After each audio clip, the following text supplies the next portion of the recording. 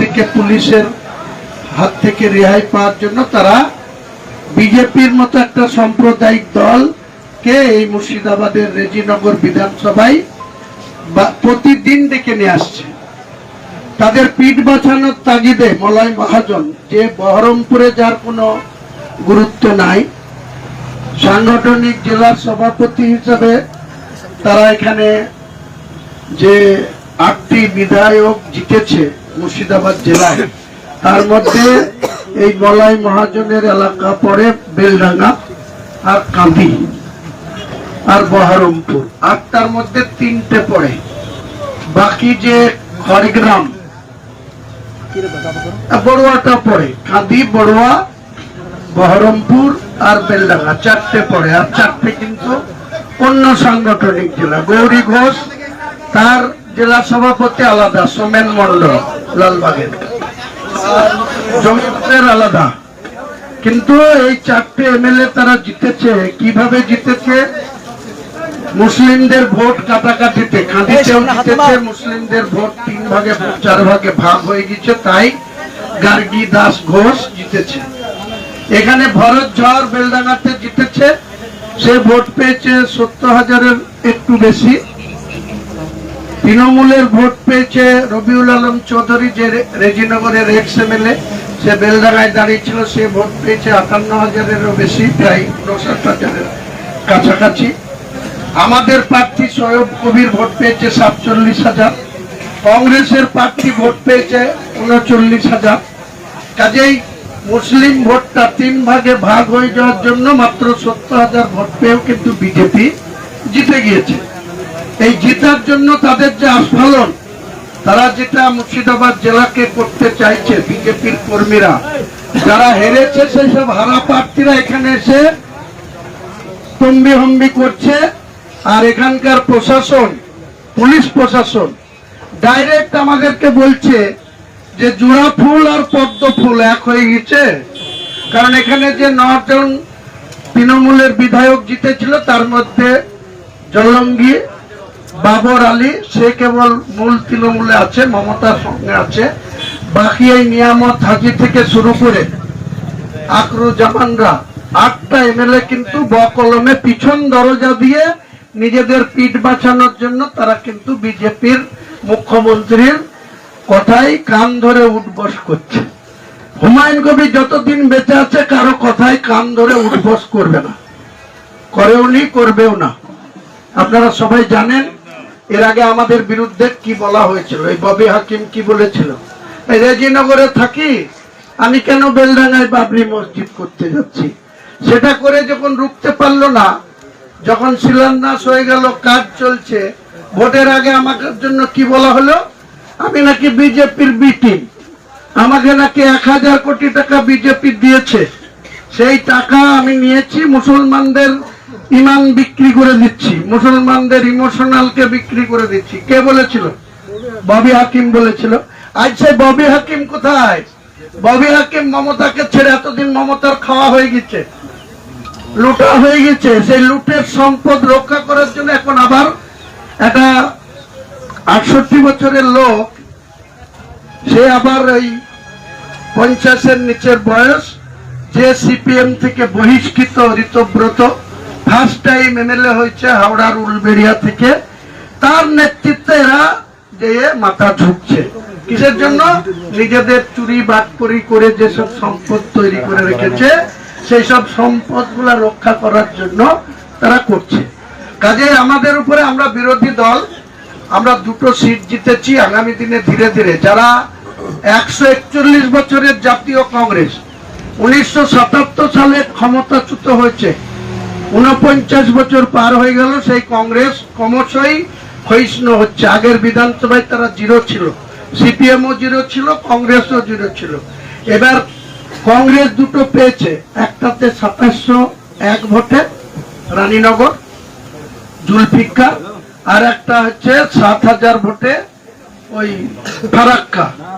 আর আমি 2টো সিটে জিতেছি, একটাতে 29,000 বিজেপিকে হারিয়ে, আর রেজিনগরে বিজেপিকে হারিয়েছি 59,000 ভোটে, তৃণমূলকে হারিয়েছি 81,000 ভোটে, 3 নম্বরে পাঠিয়ে দিয়েছি। এখন সেই পদ্ম ফুল আর জোড়া ফুল এক হলেও ভোটাররা কিন্তু এক হবে না। কোনদিনই যারা তৃণমূলকে ভোট দিয়েছিল, এখন সেই সব তৃণমূলের প্রার্থী যে ছিল, নেতা যারা ছিল, যারা এখানকার বলিষ্ঠ ছিল, পুলিশকে নিয়ে মারাই নিয়েছিল, সেই পুলিশ এখন বিজেপির হাতে, তাই তারা এখন হাঁটু গেড়ে পুলিশের সহায়তা পাওয়ার জন্য তারা করছে। কাজে আজকের যে বিষয়, আমাদের বিরুদ্ধে যে কেস হয়েছে, দুটো কেস হয়েছে শক্তিপুর থানা, সেখানে এফআইআর নেম নয়, আমাদের একজন সহসভাপতি জেলা আনিসুর রহমান, তাকে ধরেছে, 7 দিনের রিমান্ড নিয়েছে, সে শক্তিপুর থানায় আছে, সে মঙ্গলবারে আবার কোর্টে যাবে। আর আমার এপারে যে কেস হয়েছে রেজিনগর থানায়, যেটা আজকে আমাকে ডেকেছে 11:30টায়, এই কেসে 2 জন অ্যারেস্ট হয়েছে। একজন অঞ্চল সভাপতি কাশীপুরের গোলাম মোস্তফা, আর একজন আমাদের ব্লকের সহসভাপতি মোহাম্মদ আমিন, লোকনাথপুরে বাড়ি। এই 2 জনকে ধরেছে, এদের 5 দিনের পিসি নিয়ে এসছে। আজকে 5 দিন শেষ হয়ে যাবে, কালকে শেষ হবে, সোমবারে ছুটি আছে, তাহলেও হয়তো সোমবারে তাদেরকে কোর্টে জমা দেবে। তো আমাকে ডেকেছে, আমাকে যেতে হচ্ছে, আপনাদের ডেকেছি, আপনারা এসছেন, সকলকে আমার সালাম, আদাব, ধন্যবাদ, অভিনন্দন। কেউ কোন রকম বিশৃঙ্খলা করবেন না, কোনো প্ররোচনায় পা দেবেন না। যদি আমাকে অ্যারেস্ট করে, আমি স্বেচ্ছায় চলে যাব, পুলিশকে সহযোগিতা করব, এবং আমার সঙ্গে প্রায় 100 থেকে 120 জন সদস্যকেও নিয়ে যাব জেলে। বলবো যে ঠিক আছে, আমাকে যেহেতু নিয়ে যাচ্ছেন, আমার সহকর্মীরাও যাবে, তাদেরকেও নিয়ে যাব। কদিন জেলে রাখে, কদিন জেলের ভাত আমাদের কপালে আছে, সেটা দেখব। পাশাপাশি আমরা যদি জেলে যাই, আপনাদের কারো ভয় পাওয়ার কিছু নেই, সবাই নিজের নিজের বাড়িতে শোবেন, বাড়িতে ঘুমাবেন, কোনো প্ররোচনায় পা দেবেন না, কারো সমালোচনা করতে যাবেন না।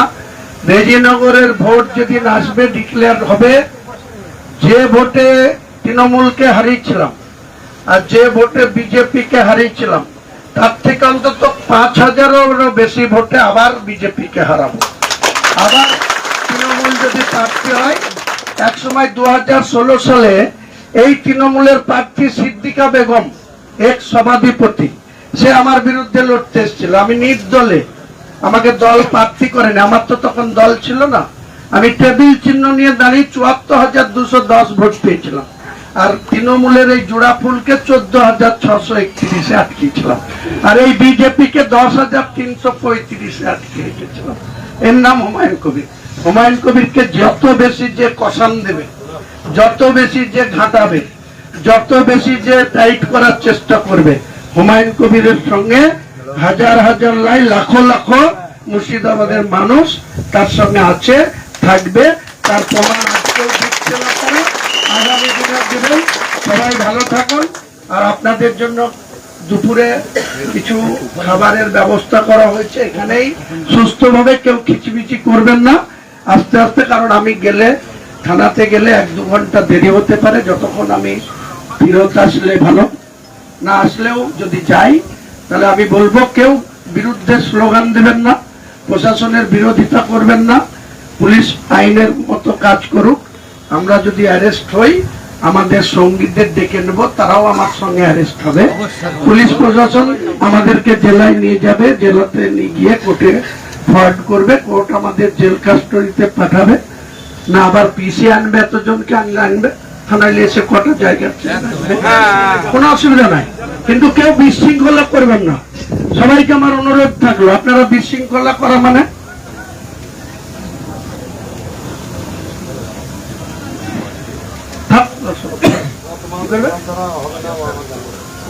পারলে করবে, তখন ও ঠিক আছে।